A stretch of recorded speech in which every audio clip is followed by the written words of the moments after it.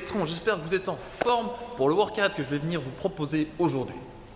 On va avoir un AMRAP de 17 minutes où vous allez enchaîner 20 pistol squats avec 70 double under.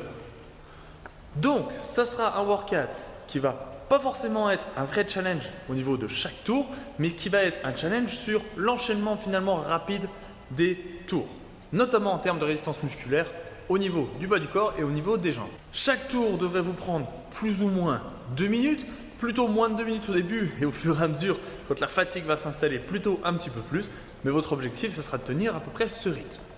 Sur les pistol squats, on essaiera de bien venir enrouler ce haut du dos, cette poitrine pour maintenir un équilibre sur une jambe avec l'autre jambe qui se soulève, en pensant bien évidemment à l'amplitude complète du mouvement.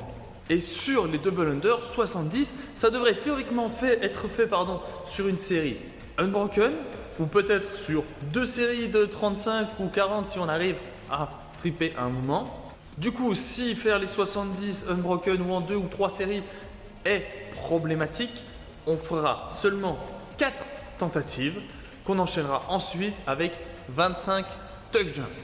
Si vous n'avez pas de corde à la maison, vous partirez directement sur 35 tuck jump à la place des 70 double under. Mais ça serait bien, dans l'hypothèse où vous ayez une corde et la possibilité de faire de la corde à sauter chez vous, de venir quand même essayer au maximum de venir faire des double under. Si vous n'en faites jamais, vous n'apprendrez jamais à en faire. Pour démarrer notre échauffement, on va partir sur le fond d'une flexion de squat et on va rester là quelques secondes en balançant droite-gauche pour essayer de venir un peu titiller ses chevilles, essayer d'être confortable là-dessus. On ne donne pas forcément de temps précis, vous pouvez rester de 30 secondes à 1 minute. Le but c'est de trouver un moment où vous allez être finalement confortable dans cette amplitude de mouvement. Le deuxième mouvement de mobilité qu'on va venir faire pour démarrer, ça va être le bootstrapper squat où je viens accrocher mes pieds, je pars jambes tendues tout en haut en essayant de garder justement les jambes le plus tendues possible, sentir l'étirement dans l'arrière des jambes et je viens redescendre sur la position du squat où cette fois au fond de mon squat, j'essaie de me maintenir le plus vertical possible. Ensuite, on aura un AMRAP de 6 minutes où vous allez venir effectuer 30 montées de genoux, au début tranquille et au fur et à mesure on met du rythme, enchaîné avec 12 down up en gardant bien les abdos serrés, on essaie de ne pas laisser ses hanches chuter vers le sol, on enchaîne ensuite avec 30 montées de genoux à nouveau et où on finira avec 12 lunges alternés.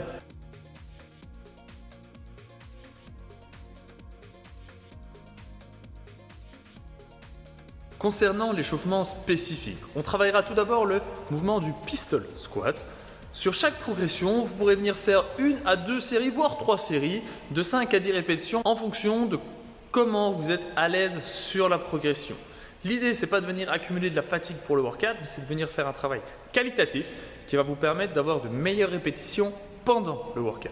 La première progression sera de venir donc effectuer des squats avec les 2 pieds serrés, collés l'un à l'autre, et on essaiera à nouveau de venir chercher l'enroulement du haut du corps, comme si une corde finalement nous tirait et nous retenait vers l'avant pour venir faire ces squats. Ensuite, on pourra venir utiliser une chaise ou un banc, avec dans l'idéal peut-être une pile de coussins ou de livres pour venir tout simplement faire des seated pistols. Donc je vais descendre sur une jambe, je vais essayer de venir m'asseoir sur un objet et je vais essayer de revenir remonter sur la même jambe. L'idée d'avoir plusieurs hauteurs de coussins, etc., c'est de pouvoir jouer sur l'amplitude du mouvement. Si j'ai réussi à faire ça, cette fois je vais pouvoir monter sur ma chaise ou sur mon banc, voire sur une box si c'est un peu plus stable, et essayer de venir faire des pistols complets en descendant, en allant chercher l'amplitude cette fois complète et en remontant.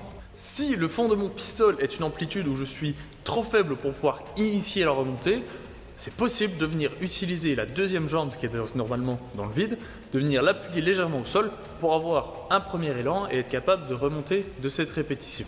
Et pour finir, je viendrai tout bêtement faire quelques pistol squats en essayant d'alterner jambe droite, jambe gauche, jambe droite, jambe gauche. Sur les pistols, chaque progression est donc une option de scaling. Essayez de prendre quelque chose qui vous challenge, évidemment. On essaie de se rapprocher le plus possible du skill en lui-même du pistol squat, mais on reste sur une option où on est capable de venir enchaîner les 20 répétitions en passant jambe droite, jambe gauche, jambe droite, jambe gauche, ou si en termes de mise en place c'est compliqué, faire peut-être 5 répétitions sur une jambe, 5 sur l'autre, et ainsi de suite. Ensuite, on passe sur les double under, où vous allez démarrer tout simplement par une série de 50 single under, que vous enchaînerez ensuite avec corde au sol, une série de 20 sauts pingouins. où on essaye de venir taper 2 fois sur les cuisses au moment de la montée du saut, puisque c'est finalement à ce moment-là qu'on doit accélérer le mouvement des poignets pour venir faire ces double under. Une fois qu'on a fait ces pingouins, on partira peut-être sur 1 à 2 voire 3 séries de 30 secondes où vous partirez sur des single under et au moment où vous le sentez, on essaiera d'enchaîner sur un double under. On essaiera de lancer la rotation au niveau des poignets, on essaiera peut-être de sauter un petit peu plus haut pour avoir un peu plus de temps pour faire tourner cette corde.